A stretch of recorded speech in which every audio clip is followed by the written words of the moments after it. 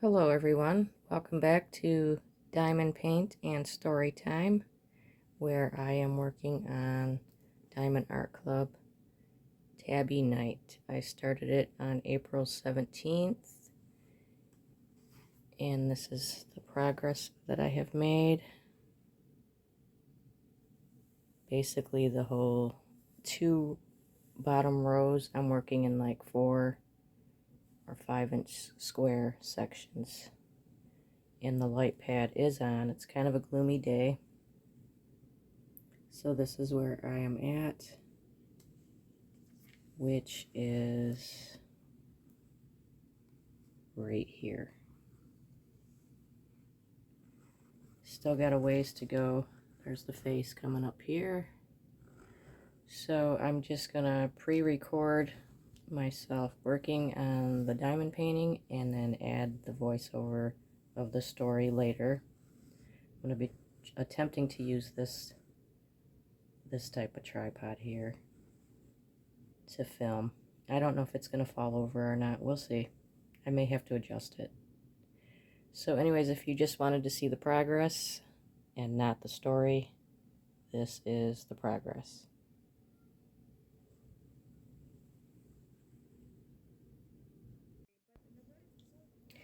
Now I will begin reading part 2 of Masquerade. I will put the link to part 1 in the description box. Jan Canty could have imagined spending Al's birthday in bed, but not 2,000 miles away from him on a brilliant afternoon in Sun Lakes, Arizona. She still felt bad about leaving him alone. She set the alarm for 11 p.m. Detroit time, pulled the blankets around her shoulders, and reassured herself with the little talk they had before she left for her parents' house near Phoenix. "That means I will be gone on November 30th, your birthday. You mean that won't bother you?" "No, not at all, Jan, you know that." She must have asked him 5 times, 5 different ways. Al Canty had dismissed every one of his birthdays in their years together, but she thought that might be different this time. He was turning 50, and she figured that called for something special. In fact, Jan had flirted with the idea of a surprise party. Then she suspected he would probably dislike all the attention, and she was right. When she mentioned she had entertained the notion, he said, "No, Jan, I don't want any part of that." It was so typical of the man she loved, the psychologist who put a formal W. Allen Canty on his clinic door, preferred life easygoing and uncomplicated on the home front. In his practice, he nurtured recovering alcoholics, searching singles, disillusioned divorcees, compulsive personalities, and desperately unhappy neurotics. After a day of helping them untangle their lives, she thought, who wouldn't need some simplicity? But Jan suffered from her own affliction the week her husband would mark a half-century of life. Mononucleosis. Mono. She hated even the sound of the word. It was the 2nd infection that year, and the 3rd bout in a lifetime. This siege had lasted 3 months. Jan had tried to rest at home, but never really felt sick enough to justify lying in bed all day, every day. Between her workload, Al's schedule, and 4,000 square feet of house, it just wasn't practical. Finally, sore throats and fatigue rendered her useless. "You've got a choice," her physician said. "You're going to have to be hospitalized or just go somewhere and get the bed rest." She opted for a standing invitation from her parents at their retirement house on the edge of the Arizona desert. Al encouraged her. "You should go and get well," he said. "Rest up." He was right. Jan's parents hadn't let her do a thing but sleep since she got off the plane. Jan suspected Al would be all for the respite the minute she brought it up. They celebrated their 9th anniversary in September, and she could easily say her years with Al Canty had been a pretty smooth ride. Al seemed to delight in freeing her from the pressures during her long pursuit of a career. She'd been a student for most of the marriage. Her quest for a doctorate in psychology had been Al's top priority as well as hers. For years, that Ph.D. had seemed her whole life, and their big Tudor-style home in Grosse Pointe Park just a place to sleep and do homework between trips to the University of Michigan. She couldn't have asked for a more understanding partner. He never complained about uncertain meals on nights before finals or about the years the living room went without furniture. Only recently did they buy a TV. There just wasn't time before. Al closed his evenings gently critiquing her papers or giving pep talks when she felt she couldn't take one more day of classes. It was as good a relationship as she'd seen anywhere, and better than most. Now that she was winding up her postdoctoral program in family counseling, Jan only wished that she and her husband would spend more time together. The mono aside, at 32, Jan Canty was in full bloom. Her toothy smile and turned-up nose blessed her with the good looks of an all-American girl in her 20s. Now, they were the makings of a handsome professional woman. A hint of makeup around her green eyes went a long way. In a week, she could find a half-dozen ways to wear her light brown hair. She was just an inch over 5 feet, but a compliment to Al's 5'10" frame. Jan often turned heads, but keeping her husband at her side for extended periods was a more difficult proposition. She'd never met anyone with so much energy for his work. Only in the last year had Jan convinced him to take another day off. For half their marriage, he'd worked 7 days a week. Finally, she talked him into Fridays as well as Sundays off. Still, he managed to see nearly 50 patients a week and book 60 clinical hours of therapy. He saw patients at the office. He saw patients at home. He dabbled in forensic work in the courts. He supervised other psychologists in Port Huron, nearly 45 minutes away. The demanding pace generated a cash flow of more than $150,000 a year. But, Jan wondered, was the money worth days that began at dawn and ended well after sundown? Some of her frustration, she guessed, had to do with their 17-year difference in age. Al didn't socialize much with her younger friends, though with his boyish smile and trim build, he could have passed for 40. The last time they really cut loose together in a big gathering was at a Halloween masquerade. She dressed as a bumblebee, Al as a race car mechanic, a fictitious character he named Al Miller. She guessed he came up with the name from an old Miller race car he was restoring in the garage. She found him a doctor's hospital coat and had the name monogrammed across the back. Al disappeared into the garage and returned with a wrench in his pocket and grease smudged across the smock. She never saw him so outgoing. They partied until 4 a.m. at her friend's. But that night 2 years ago was an aberration. With her schedule lighter now, she was disappointed they didn't go out more and do that sort of thing. She liked concerts and Detroit Tigers baseball games. He preferred spending the time with a book. Well, she reasoned, I can't expect someone his age to like Stevie Wonder. As for baseball, Al just wasn't the type who went for sports, though he never complained when she went to the ballpark with her friends. In that way, the positives of life with Al Canty offset the negatives. The equation had worked well in June when she had a chance to go abroad as a chaperone for her friend's French class. Then, Jan, why don't you go? He said, smiling. It's a great discount on the airfare. Do it. It'll be fine. Al had been so comfortable with the trip to France, so why was she worried about this get-well trip to Arizona? He's already been honest about his feelings and told me how he felt. Are you certain you won't mind? She'd asked. Jan, you go right ahead. I'll be fine. You needn't worry about me. She remembered his eyes reassuring her through his tortoiseshell glasses. Soon the blankets pressed her into another deep sleep. Chapter 3. Oh, Ma, you didn't have to do that, he said, when she phoned him after his lunch hour. Well, Buster, she said, you're a big boy now. Gladys Canty was glad she'd marked her son's birthday with a card and $500. Al Jr.'s birthdays always warranted $100, but a man's 50th is a milestone, she told herself when she wrote out the check. Buster. The nickname was one of those spontaneous things. It came the day her only child was born. Thanksgiving Day, 1933, when Al Sr. called her sister to break the news. "Well, Buster is here," Al Sr. said. The name had stuck all these years, though no one else called him that. Al Sr., when he was alive, preferred to call him Alan, but it could get pretty confusing with two Allens in the Canty house. Sometimes she called him Alan Jr., but she preferred Buster, and in recent years had shortened that to Bus. He was all the family Gladys had left in Detroit. Al Sr. had died in 1976. She had no siblings in the area, and her only surviving sister lived in Cleveland. Buster called her once every day from the Fisher Building. Despite his heavy schedule, he always found time to chat. That isn't to say that Gladys Foster Canty, at the age of 76, doddered away her days waiting for the phone to ring. In fact, friends often found her difficult to reach at her retirement home on Detroit's Far East Side.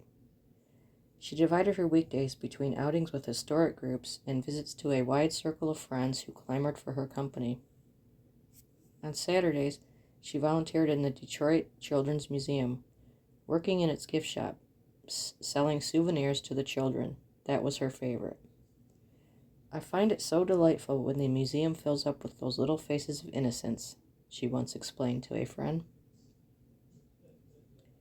So it goes on just to tell about her background. She is very involved in the community, and yeah, just about how this is her only son, and she kind of babied him and everything. She would have liked to have more children, but she didn't.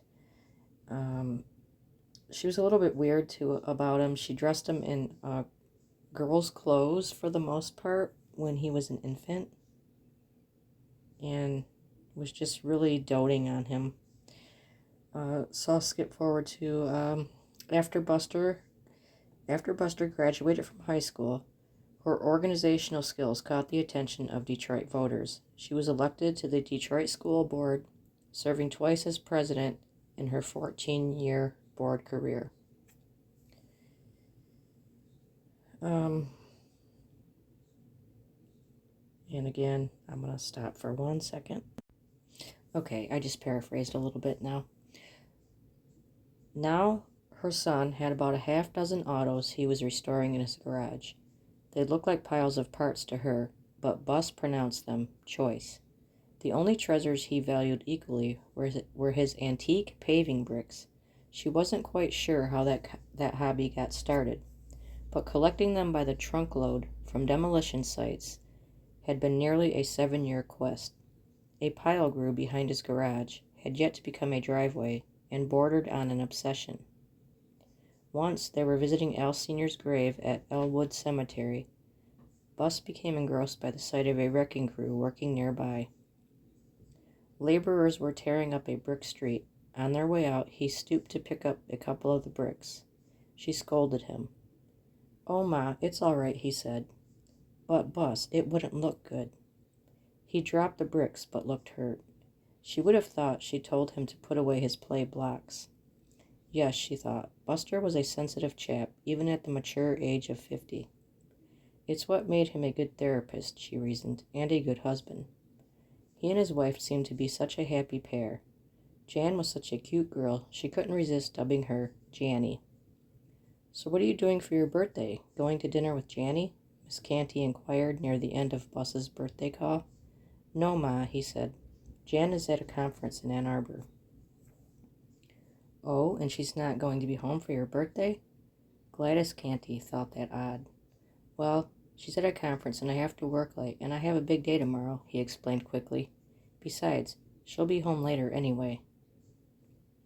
She was proud her son had been sought out as a source on the subject of an article called "Married Forever, A Good Marriage is Something You Earn," that was published in the Sunday Magazine article in the Detroit Free Press. Al Jr. never sought publicity. Gladys had cut out the article, saving it with a large collection of clippings she had on her late husband. Chapter 4.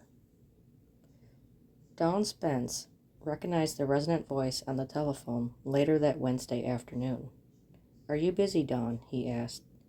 She would have preferred to be finished for the day. She liked to get her dates over with early, shooting moves on the downtown businessmen who cruised the corridor on their lunch hours. That left evenings for partying with John. But she began to pin the caller down to a price. "Oh, don't worry about the money," the trick said. "Just let me take care of that." Repeatedly, John had preached, "First you take care of business." But she sensed the date would pay, and probably pay well. Her customers tipped her more often than not. The trick agreed to meet her near the White Grove, an all-night diner only a few doors from where they had met. It was only a block from the apartment. Dawn Spence strolled to the rendezvous just after dark. She could have flagged several quick dates on the way to the White Grove, but this way there would be no harassment from the cops.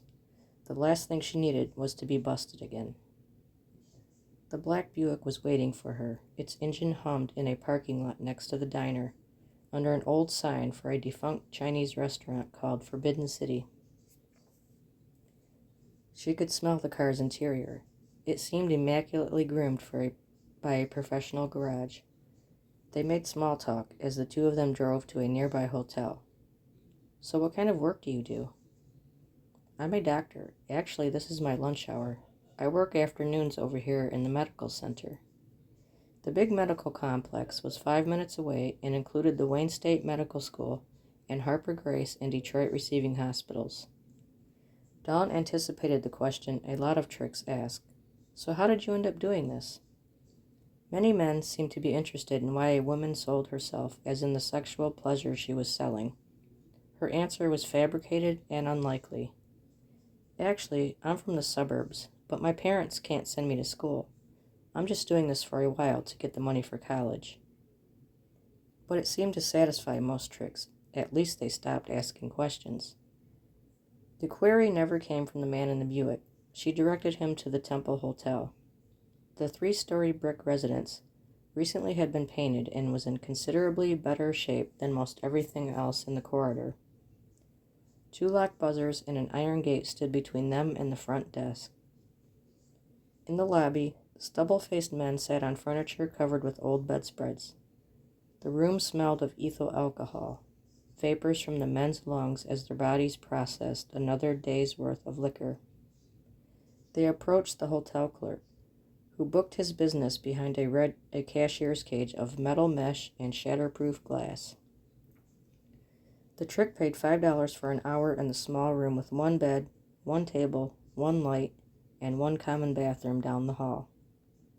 The date wanted what every whore knows as a half and half, fellatio followed by intercourse. After he undressed, she held him between her thumb and fingers. What her mouth might not accomplish, her hand would. It sometimes went faster that way. When they began the second half of their arrangement, he was neither hurried nor forceful like many dates.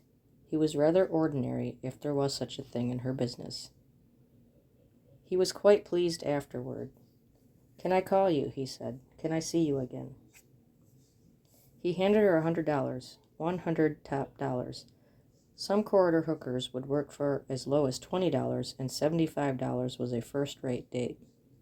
$100 transformed a corridor whore into a call girl.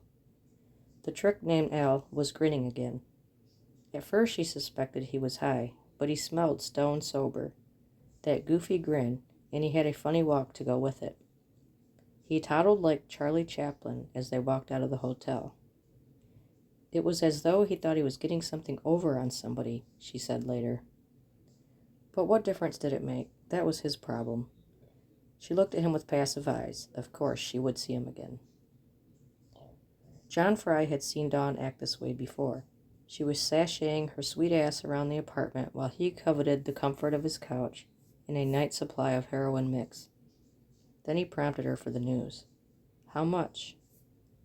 "I didn't even have to get the money up front." John cradled his high hairline in his paw and shook his head. He was too stoned to get mad. John Lucky Fry's body looked as though it had been customized to fit a chopped Harley Davidson. He was 2 inches short of 6 feet, 180 pounds, and had tattoos running up arms well developed by years of pumping iron in prison. But when Fry's body chemistry was where he preferred it, he looked as docile as a grizzly darted by a tranquilizer gun. The best he could do was roll his eyes upward and lecture through his graying red beard. I told you about that man. It's what causes problems. Next thing, the guy's got his rocks off and he's gone. Then what are you going to do? Next thing, you'll be dragging your little ass back here and saying, "Oh, baby, I ain't got no money." Dawn stuck out her tongue and unrolled the cash in his face. $70 and a $30 tip, she said. She snapped the money once. And I think I just found me a sugar daddy. Chapter 5. The electronic alarm clock split the bedroom silence like one of those throbbing police sirens in Europe. Jan Cantys strained to push the covers off her body and fought her way to consciousness. She looked around in the darkness, first struggling to remember where she was, then why she was up. Jan shuffled to a seat at the kitchen table, the room illuminated only by the miniature Christmas lights her parents had strung around the cacti outside a large window. Her head cleared as she gazed at the little lights twinkling on the sharp spikes. Then she picked up the telephone and called her husband Al. She sang softly over her sore throat, "Happy birthday." She thought it was long-distance static at first. Then she discerned it. Al was crying. The only time she'd ever heard Al Canty cry was during a purging moment of grief after his father's funeral 7 years ago. It just was not like him, and now she felt a little foolish. She wasn't sure what to say. "Al, gee, I didn't mean to be that sentimental." He was quick to respond. "Well, I just wish you were here because I'm worried about you. You've been so sick, Jan.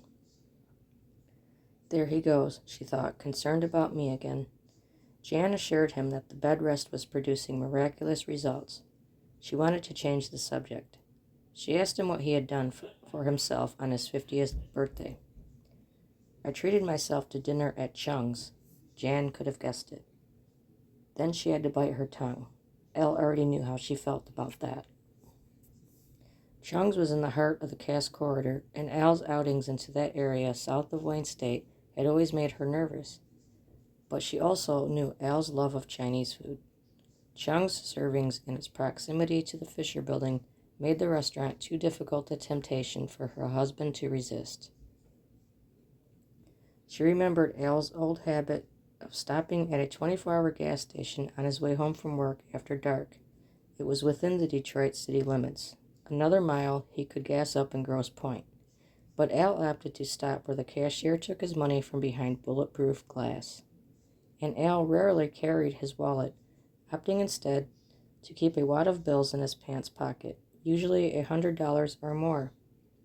Many times she had visualized someone clubbing him to death after a fill-up. She got him a mobile credit card, and he promised he wouldn't stop there anymore. Al's brick collecting excursions also concerned her. Sometimes when he returned, she was surprised when he told her where he had found his latest trunk load. The neighborhoods often were Detroit's worst. Sometimes there wasn't any neighborhood left at all. She feared him an easy mark in hush puppies and a corduroy jacket as he rummaged among the burnt-out houses and demolished warehouses. But Al had to go where nothing was left but bricks, bums, and vacant lots, as though the bricks were worthless unless he pulled them out of the gutter. "Please don't do that, Al," she would say. "Jan, there's simply no reason to be so concerned." Al didn't seem to have a healthy respect for danger. But then she wondered if she was just being classically overprotective. She thought, what am I going to do about it anyway? Tie him down? She was glad he was home okay. She wished she was. She told him she loved him very much. After she hung up, she gazed for a while at the lights and the cacti. She found it difficult getting back to sleep. Their apartment house was called the Homewood Manor. Its address, 644 Charlotte, was well known among those who processed the paperwork at the Wayne County morgue. John Fry and Dawn Spence sometimes bitched about the dead intercom, the flaking lime green paint, and the torn hallway carpeting that had ceased to resemble any color, but it was close to work, and it wouldn't always be that way. They often told each other that. The couple had already picked out their future address. That happened on a Sunday, just after they hooked up in the summer. John borrowed a Ford Escort from a friend and secured a handful of Dilaudidins, 150 milligrams of methadone, and a half dozen bottles of Asti Spumante for the outing. John wanted Dawn to see Walled Lake, where he grew up. They mainlined a couple of the dillies and aimed the Escort north on the Lodge Freeway. It took them past the New Center and the predominantly black neighborhoods between downtown and the city's limits at 8 Mile Road. They drove past the mirrored office buildings in Southfield and into the affluent environment of Oakland County. They were 20 years apart in age, but Dawn Spence had fallen in love with the balding former biker. Sometimes she was quite maudlin about it, like a heartsick, pubescent girl. Many nights later, during a time when they couldn't be together, she would write, "My love for you grows stronger with each passing day. You are and always will be the love and light of my life." I guess you could say she was the first woman I met in years that I considered an equal, Fry would say of Dawn. A woman that I could sit down and talk to, none of that simple time bullshit. They were following a cattail-lined back road that Sunday when the couple spotted a new custom home sheltered by wild oaks and maples. They found the 4-bedroom house for sale, open and unattended. Dawn ran her hands over the oak and white marble veranda, and John imagined burning logs in the fireplace. They explored the master bedroom upstairs with its balcony overlooking woods. Later, the realtor arrived. John made small talk with the agent and inquired about a price. After they drove off, John calculated Dawn's yearly earning power and announced that the home's $160,000 cost was entirely within their reach. All they had to do was save most of what she earned, toss in his miscellaneous deals, and cut down on the drugs. Dawn was quite taken by the idea. "Babe, I want that house." Any goal was attainable. At least that's the way John talked. He told Dawn he once owned 4 gas stations in Oakland County.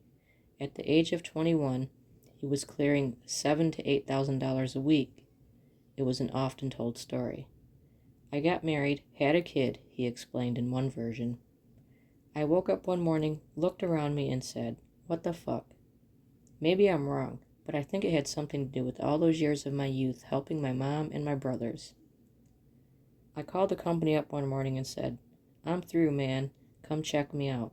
So they came out, checked me out. I owed them $26,000 or $27,000. I had about $32,000 in the bank. I wrote them the check. But I went to the bank, drew all the money out, and got started. I went on a nut. It was my first conviction in Oakland County. I got 2 years probation on it." John told Dawn they could avoid old pitfalls. Besides, she had a natural talent, as he liked to put it. He had invested considerable time making her believe that after they met.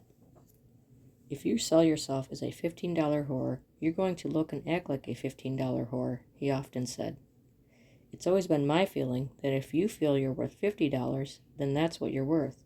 In your heart and in your mind, you have to feel qualified to get that money." Dawn helped her own cause by not letting her dates know she was an addict. Most Cass Corridor Johns weren't naive, and they knew a junkie worked at bargain prices. First she aimed for blood vessels in her hands, but in time they swelled. Then one of John's friends offered to mark the vein in her groin with an injection. It became her favorite port of entry. That Sunday, there was as much drug use as there was talk of cutting back.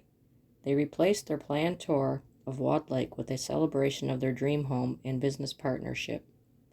The party lasted well into the night.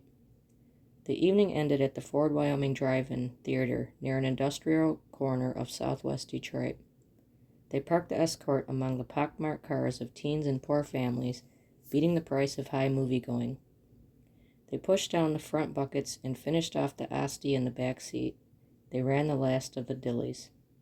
before they passed out, Fry caught the name of the movie. It was Fort Apache, the Bronx. Okay, so that concludes the rest of where I'm going to stop reading now. And I'm leaving off, I believe, at chapter 8. Again, this book is called Masquerade by Lowell Caulfield. It's available on Amazon. And I hope you enjoyed the reading of the book. I will continue, and if you read the description, I'm going to explain that I will be paraphrasing some of the chapters. And as long as even a few people like this, I will continue until the book is over. So I hope everybody has a great morning, day, evening, or night, depending on when you watch this. And thanks for watching. I will close with showing a small clip of where I left off on the diamond painting. So everybody have a great day, and I will see you next time.